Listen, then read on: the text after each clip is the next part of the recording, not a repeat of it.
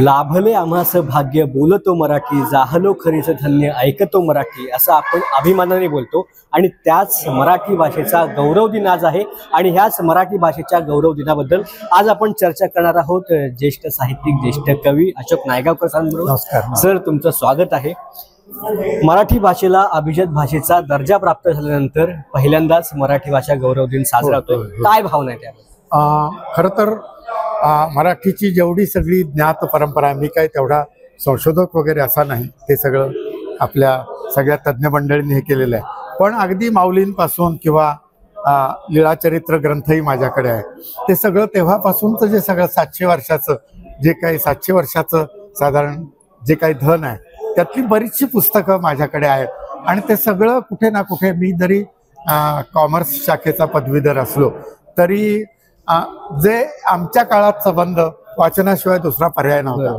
त्यामुळे अगदी विसे खांडेकरांचं ययाती किंवा आपल्या मधु मंगेश कर्णिकारांचं कादंबरी, हे सगळं, जयवंत दळवींची कादंबरी, हे सगळं कुणाच्या तरी घरी पिवळ्या दिव्याच्या प्रकाशामध्ये अगदी असं गुळाला मुंगळा जसा चिकटतो तसं आम्ही त्या सगळ्या गोष्टींचं 5वी 6वी 7वीत असताना शालेय वयामध्ये वाचन केल्याचं मला आठवतं.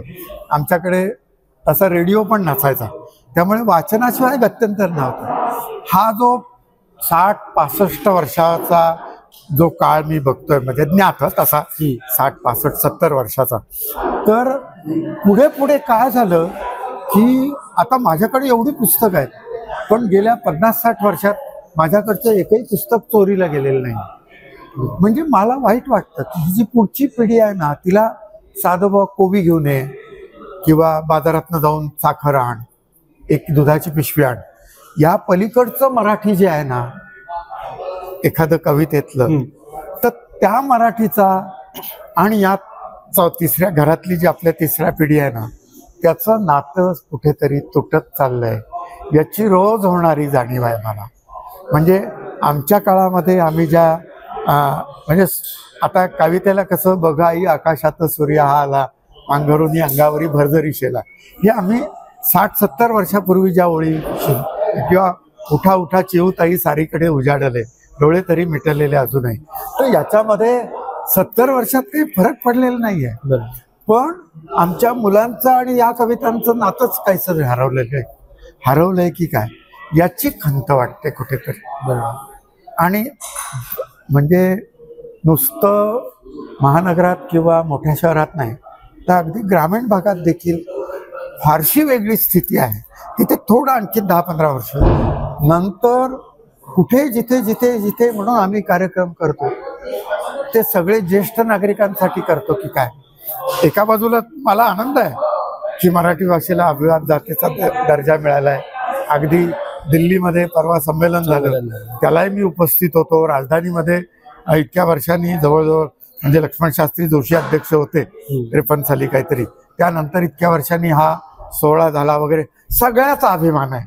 पण तुमच्या आमच्या रोजच्या वापरातली जी भाषा आहे, ती भाषा जर घरातनं निष्ठत चालली आणि त्या ओव्या, ते अभंग, त्या आर्या, ते सगळं जे काही आहे, ते ती जर लय विस्कटली, मी काय असं धार्मिक वा असं नाही म्हणत, पण साधं गणपती कुठे बसलेला असेल तर असंख्य आरत्या मुलांच्या ओठावर असत. आजची मुलं एकमेकांकडे बघायला लागतात. मी असं म्हणत नाही धार्मिक व्हा म्हणून, पण त्या सगळ्या ह्याच्यामध्ये विठोबाचे राज्य आम्हा नित्य दिपवाळी असं ते म्हणण्यामध्ये एक असं वेगळी एक हे असायची ना, तर हा मजा असायची. हा माझ्या समोर खरा येणारा प्रश्न आहे.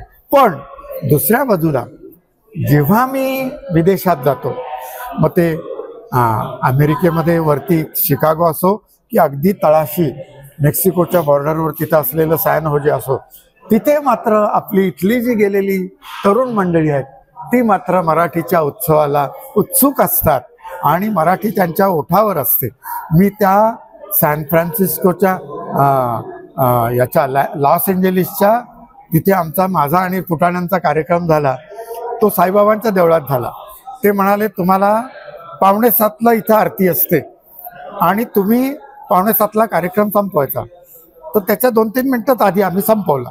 1 तास 1.5 तास कार्यक्रम आमचा छान सगळे लोक जमलेले आणि त्याबरोबर तिथे साईबाबांची आरती सुरू झाली आणि शरण मजा आला आणि वाया गेला, दाखवा दाखवा ऐसा कोणी, शिर्डीस ज्याचे लागतील पाय, टळतील अपाय सर्व त्याचे, हे मराठी बाबांची साईबाबांची जी एक ती ही आरती आहे, याचना आहे, ती सगळे ते साऊथ इंडियन दक्षिणी लोक किंवा पंजाबी आणि सिंधी लोक ते मराठीतनं म्हणत होते ना, याचा मला आनंद झाला.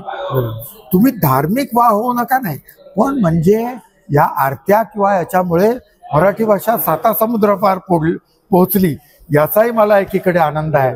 आणि इथल्या आमच्या तरुण मुलांमध्ये मराठीची एक कुठेतरी असं यावर्षी त्यापेक्षा पुढची परिस्थिती वाईट आहे की काय, यावर्षी जी मराठीची लेवल आहे त्याच्यापेक्षा आणखीन खाली जाते की काय, असा एक प्रश्न.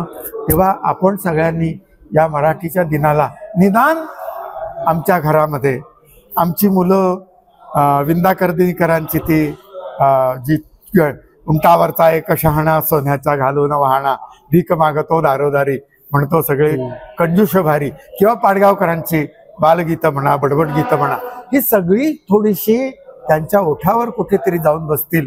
ही बडबड गीतं किंवा बालगीतांनी जर सुरुवात होते, त्यांनी तुम्ही त्या साहित्याच्या प्रांतामध्ये चंचू प्रवेश करता आणि मग मोठ्या महासागराकडे जाता. हे सगळं आपलं धन आहे.